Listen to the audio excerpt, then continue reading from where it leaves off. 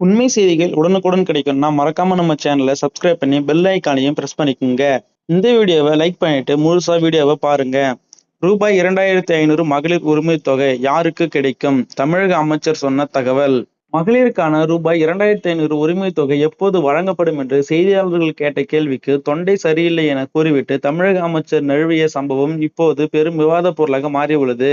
தேர்தல் களம் முழுக்க கம்பீரமாக முழங்கப்பட்ட வாக்குறுதி குறித்து ஆளுங்கட்சி அமைச்சர் ஒருவர் பொதுவெளியில் பதில் சொல்ல முடியாமல் இப்படியொரு காரணம் சொன்னது பல்வேறு கேள்விகளையும் விமர்சனங்களையும் எழுப்பியுள்ளது.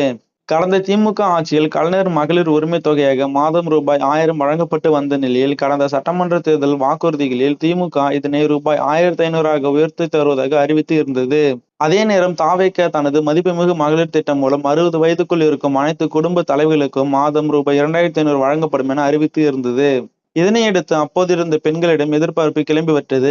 தாவேக அரசு அமைந்த பிறகு தொடங்கியுள்ள முதல் சட்டமன்ற கூட்டத்தொடரிலும் ஆளுநர் உரைக்கு நன்றி தெரிவிக்கும் தீர்மானத்தின் மீதான விவாதம் நடைபெற்ற போதும் இந்த விவாதம் குறித்து குரல் எழுப்பப்பட்டிருந்தால் விரைவில் அறிவிப்பு வெளியாகும் என தெரிகிறது. அதே சமயம் யார் யாருக்கு இந்த உதவித்தொகை வழங்கப்படும் என்ற எதிர்பார்ப்பும் அதிகரித்து உள்ளது.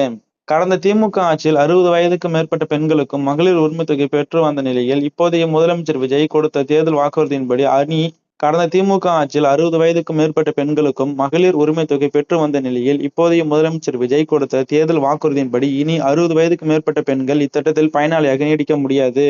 யாரும் மோசடியாக பயன்பெறக்கூடாது என்பதற்காக புதிய விண்ணப்பங்கள் அனைத்தும் இந்த புதிய விதிமுறைகளின் அடிப்படையிலே தேர்வு செய்யப்படுகிறது.